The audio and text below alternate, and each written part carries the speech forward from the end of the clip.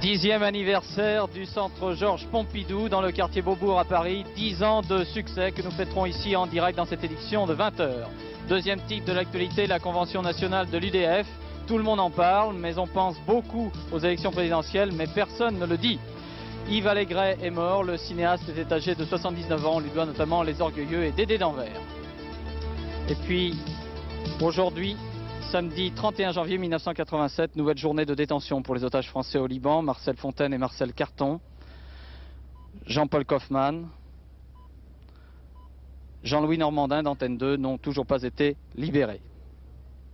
Bonsoir, nous sommes en direct du centre Georges Pompidou dans le quartier Beaubourg. Dans quelques minutes, quelques secondes, car le cortège officiel arrive, le président de la République, François Mitterrand, va appuyer sur un bouton. Vous allez le voir et je vais demander au caméraman de se tourner tout à fait doucement vers le lieu où va se passer. Une horloge magique, une horloge à remonter le temps va être déclenchée. Cette horloge va ainsi, seconde par seconde, permettre de comptabiliser le temps qui nous sépare de l'an 2000. À côté du président de la République et sur un fond de musique de percussion, le petit Pierre Louison. Il aura 20 ans en l'an 2000. Le président de la République l'a embrassé. Pierre Louison s'approche avec lui de ce bouton rouge. Et regardez bien l'horloge. Cela va déclencher un système tout à fait sophistiqué qui permettra de savoir à combien de secondes nous en sommes de l'an 2000. Instant émouvant, car il s'agit de déclencher un temps à un temps. Le président a posé son doigt, le petit garçon appuie, et voilà, normalement, ça va se déclencher. Parfait. Viens. Monsieur le Président, n'y a-t-il pas un peu d'angoisse à déclencher le temps comme ça jusqu'à l'an 2000? Toujours un peu, mais je crois qu'il est très important. Nous fêtons actuellement le 10e anniversaire de Beaubourg, du centre Pompidou. Je pense qu'il est très important pour tous les Français, et particulièrement pour des jeunes comme celui-ci qui aura 20 ans à l'an 2000, de connaître, d'approcher, de connaître les merveilles esthétiques et techniques de notre siècle à nous, le 20e, pour aborder le prochain avec la volonté de l'effort et j'espère la volonté de créer. C'est la signification, vous voyez ce génitron, ça c'est la technique. Maintenant le centre Beaubourg, ce sont les arts. Je crois que le panorama est complet. Merci Monsieur le Président, on vous retrouve dans quelques minutes dans ce journal d'Antenne 2. Merci. Effectivement, Claude Sérillon, à tout de suite. Nous vous retrouvons donc au centre Pompidou dans quelques minutes. Mais d'abord le reste de l'actualité avec la politique, avec la prudence de l'UDF. C'était la Convention nationale aujourd'hui à Paris. Si tout le monde pensait au présidentiel de 88, personne n'a voulu choisir un candidat. D'abord un projet, ensuite un candidat, comme a dit Jean Le Canuet. Pour le reste, on retiendra ces deux réaffirmations, union de la majorité et soutien au gouvernement. Olivier Lerner. L'UDF au Zénith pour se mesurer. Un congrès plus qu'une convention, un rassemblement plus qu'un spectacle, mais les clins d'œil n'ont pas manqué. On s'aime, on se marie, on divorce, on se fait la gueule, on revient, on se lance des petites flèches à droite à gauche, puis finalement tout ça s'arrange, on se retrouve comme une bonne fille de joie qui est bien avec tout le monde, sous l'aile de Monsieur Le Canuet, qui est là, qui arrange tout le monde.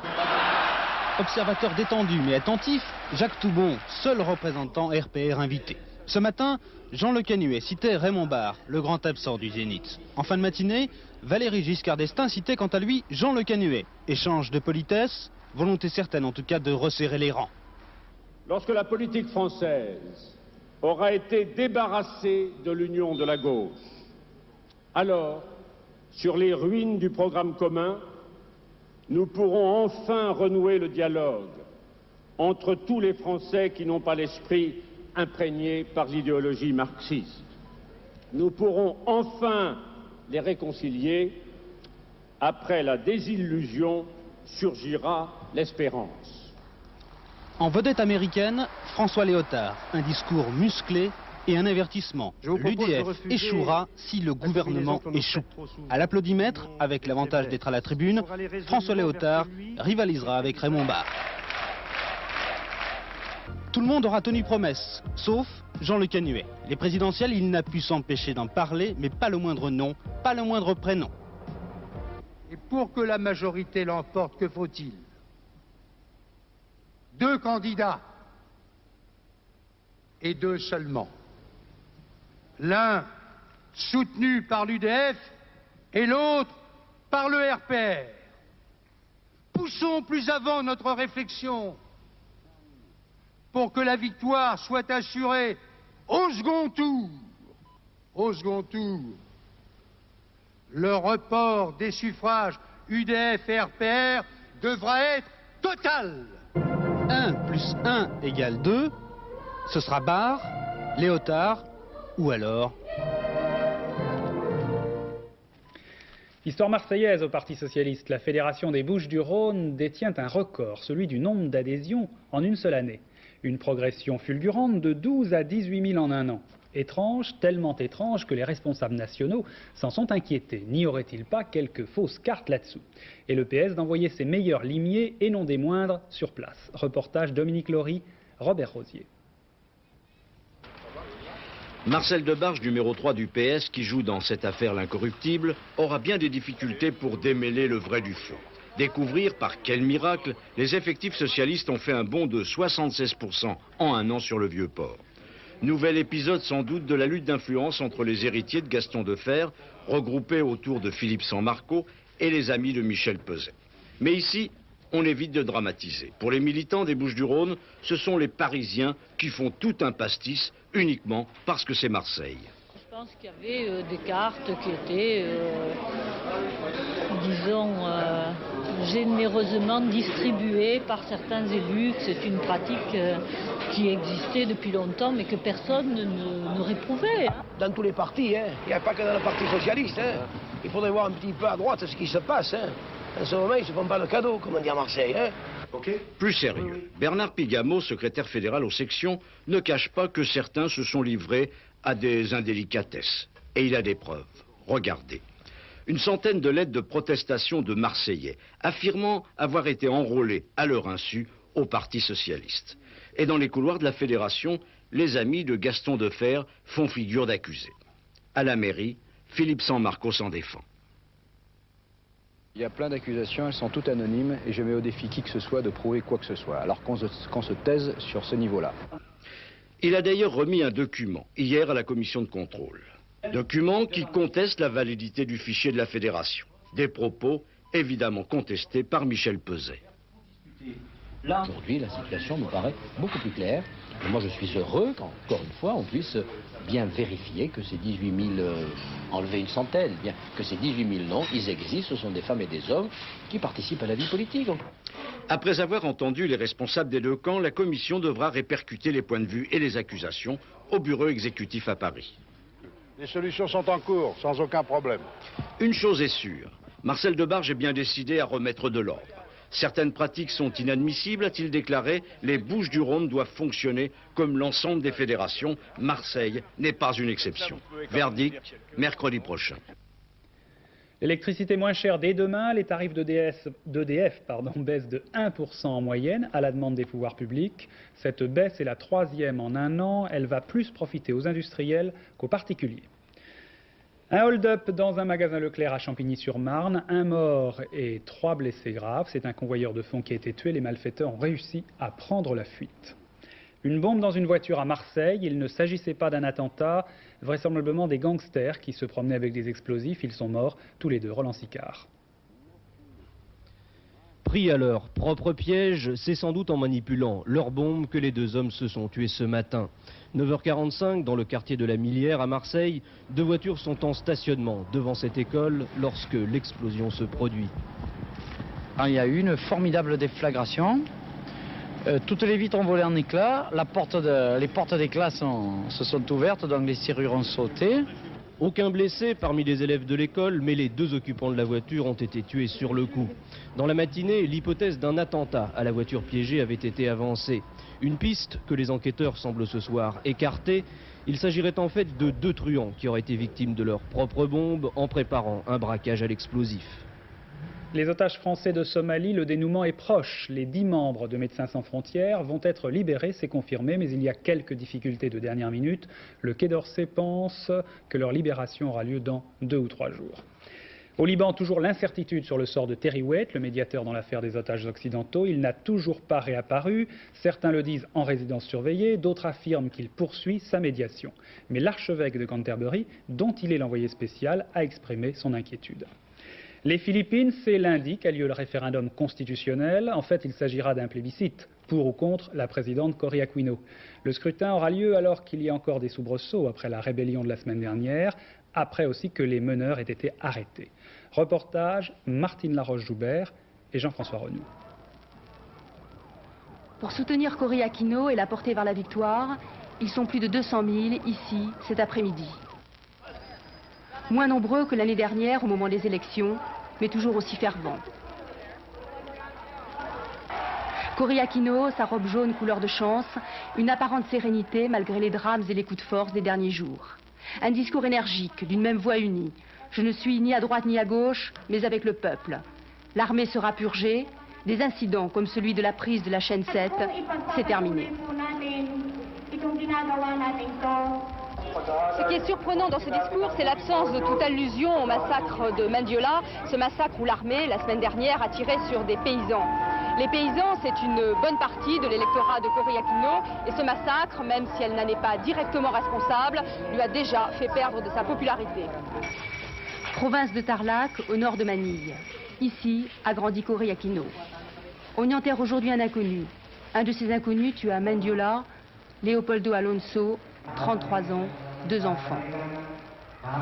Étrange coïncidence, Leopoldo Alonso était travailleur agricole sur la propriété même de Cory Aquino, l'Hacienda Luizita, pour 30 francs par jour.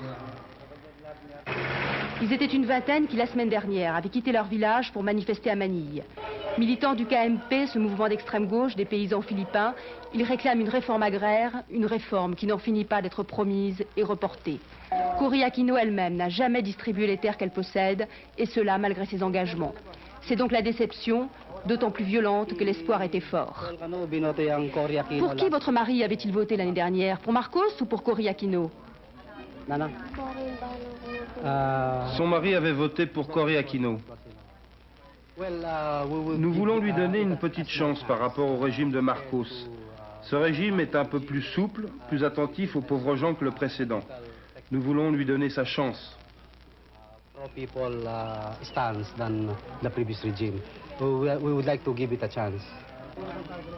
Du désespoir à la fuite vers la guérilla communiste, le pas est vite franchi.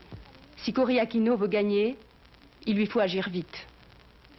Voilà, il est temps maintenant de retrouver Claude Sérillon qui est au centre Pompidou avec le président Mitterrand et le Premier ministre Jacques Chirac. Claude, c'est cela?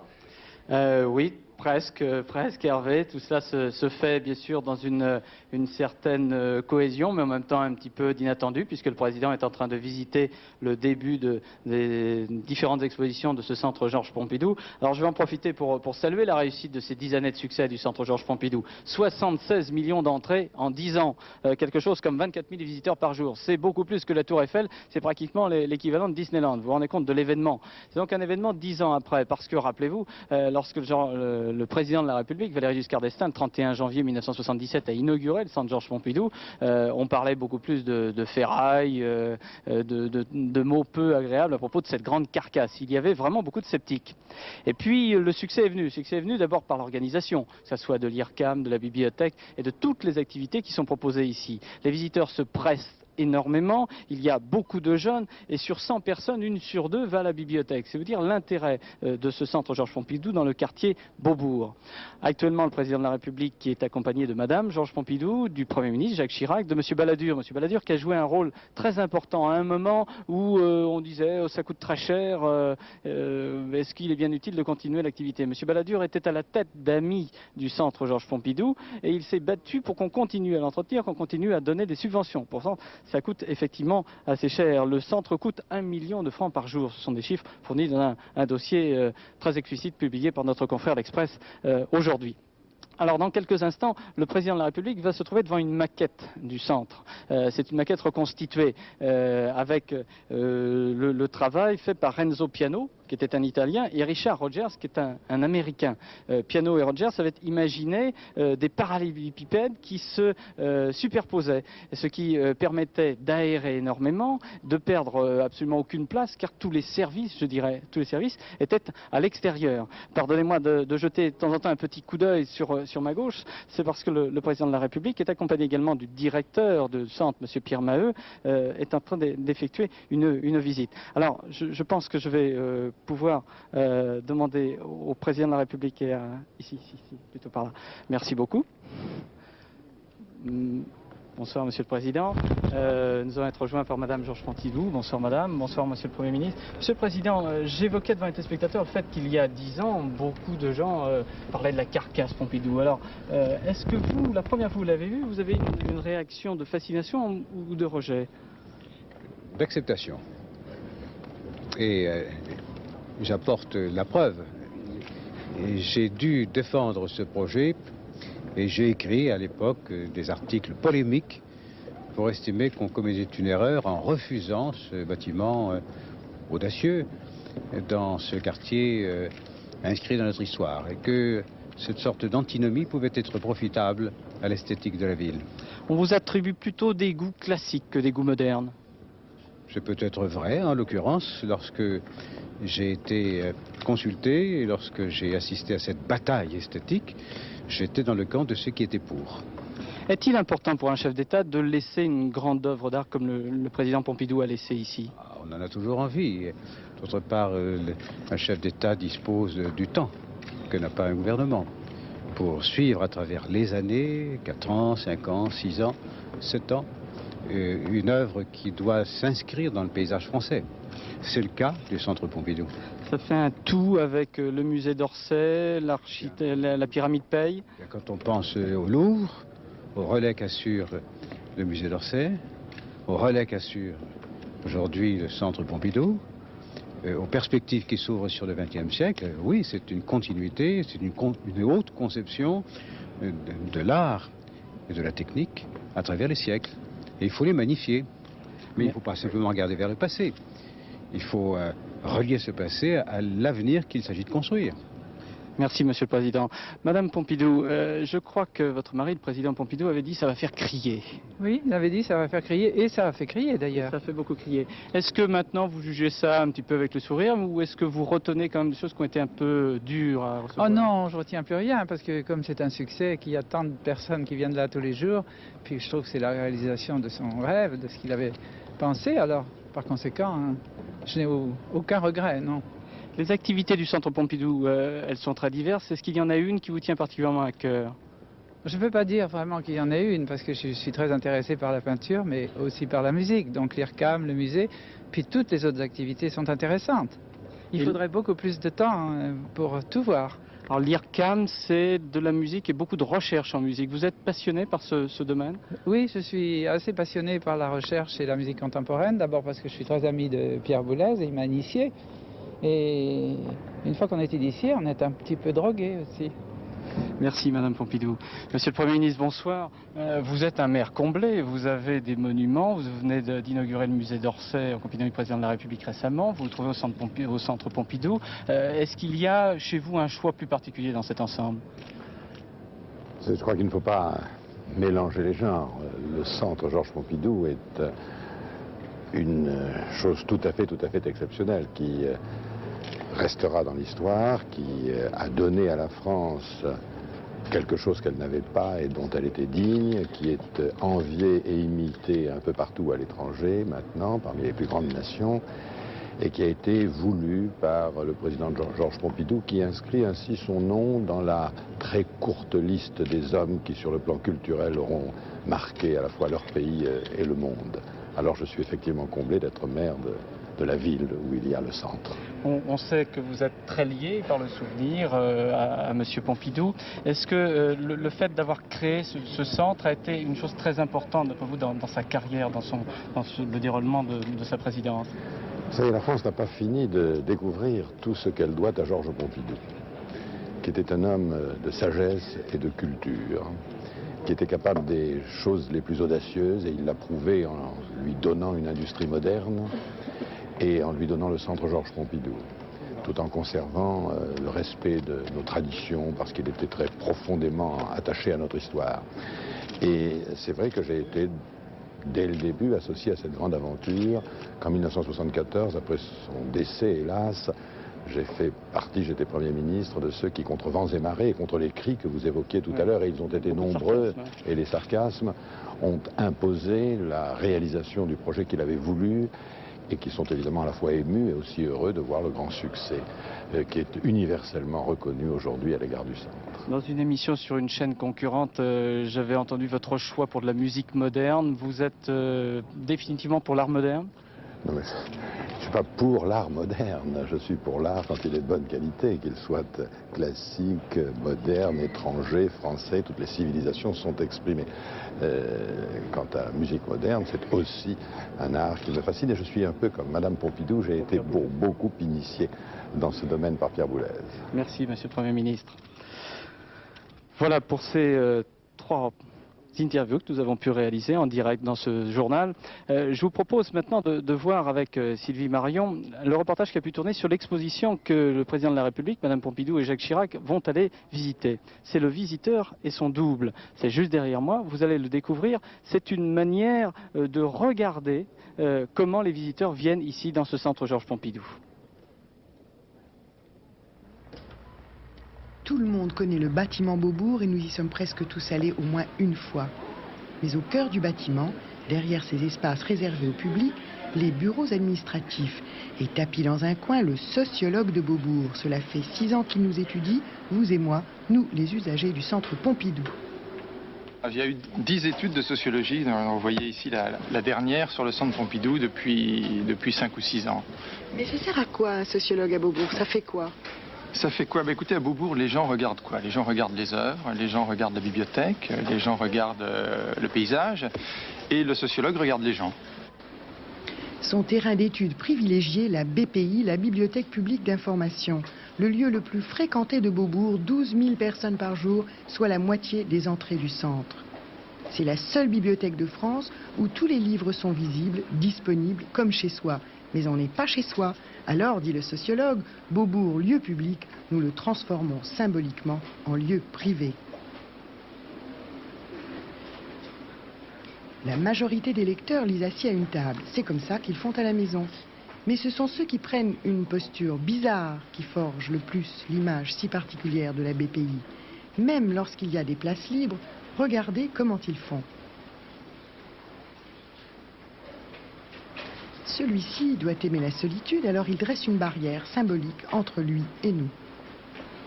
Celle-là ne se rend même pas compte qu'elle n'est pas assise dans son jardin. Quant à lui, il lui faut un petit repos, comme à la maison, entre 2 textes. Ici, dans la mesure où il y a un monde fou, vous n'êtes plus sous le regard de personne et chacun peut importer dans le centre Pompidou ses habitudes qu'il a à l'extérieur, ses habitudes de posture, ses habitudes de parole, ses habitudes d'errance, d'itinéraire, de cheminement, sans que ça ne gêne absolument et sans qu'il soit rappelé à l'ordre. Après avoir pris possession des lieux, on tente de posséder les livres. La photocopie pour apporter chez soi quelques pages de bouquins, c'est classique. Mais la sonoscopie, vous connaissiez? Une nouvelle manière de s'approprier les livres. Ce marché est constitué non seulement de dépôts en devises, mais de tout engagement à court terme, pratiquement... Et les planques. Tous les soirs, les bibliothécaires retrouvent des volumes qu'un lecteur qui se croit rusé a cachés dans une cote qui n'est pas la sienne. Ici, à côté d'un livre sur le langage informatique Pascal, les pensées du philosophe. Une vraie joie pour le sociologue. Et vous l'aimez, votre bibliothèque? Écoutez, oui, je reste tout à fait fasciné par ce qui se passe au centre Pompidou et dans sa bibliothèque. J'arrive pas encore à me lasser, à avoir l'impression que j'ai déjà vu ce que je suis en train de voir. Et surtout, la prochaine fois que vous irez à la bibliothèque de Beaubourg, si vous rencontrez le sociologue, étudiez-le.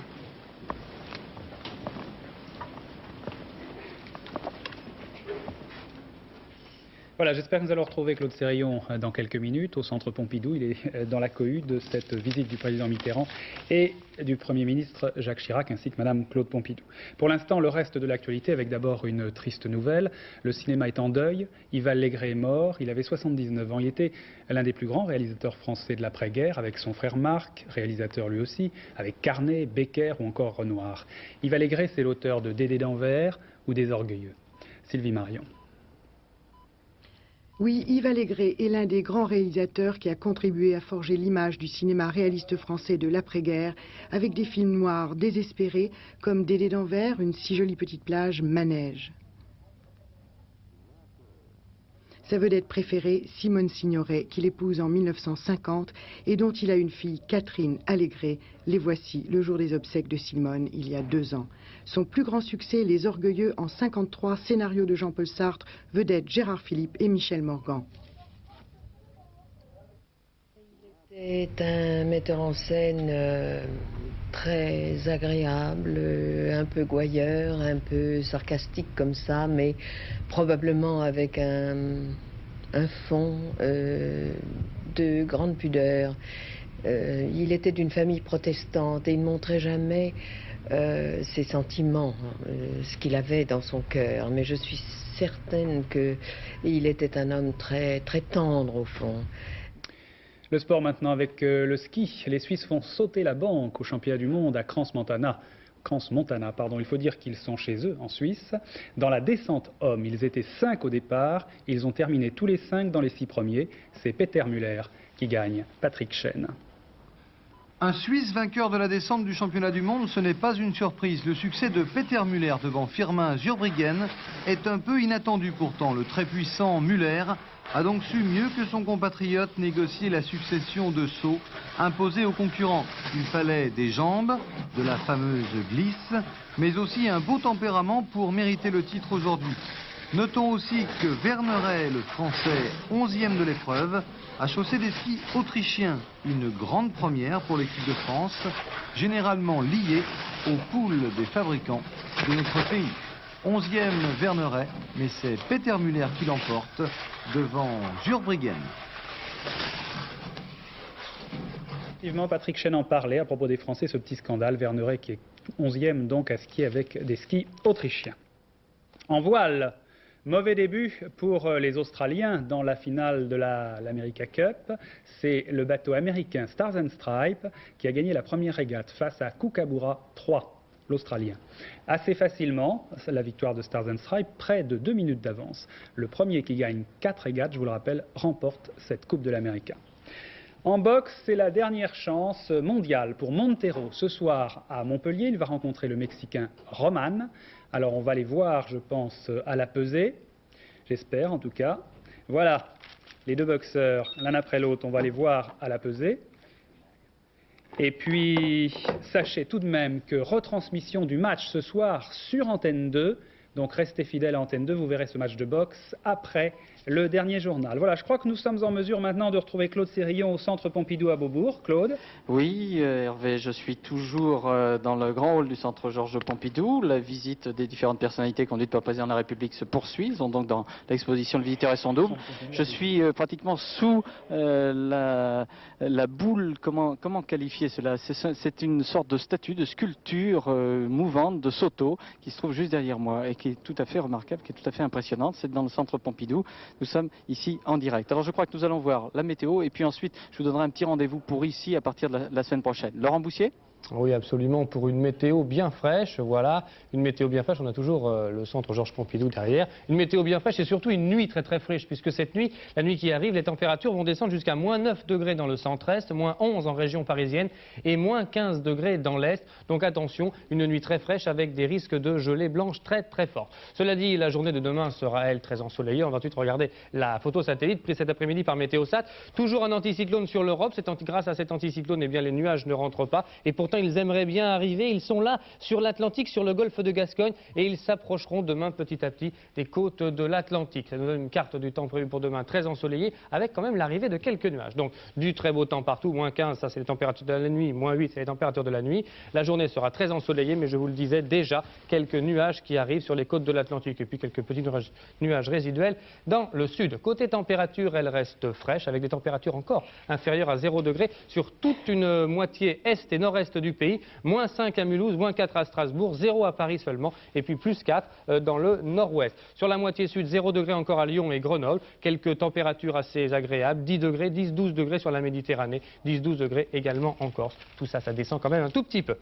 Oui, j'en finis d'abord avec l'agenda. Demain sera le premier jour de février, 1er février. Le soleil se lèvera à 8h23, se couchera à 17h46. 3 minutes de soleil en plus, nous fêterons les Ella. Et puis, comme on avait oublié de donner les résultats du tiercé, voici les résultats du tiercé, un rôle tout à fait nouveau pour moi. Il fallait jouer le 12, le 9 et le 7. Je répète, le 12, le 9 et le 7.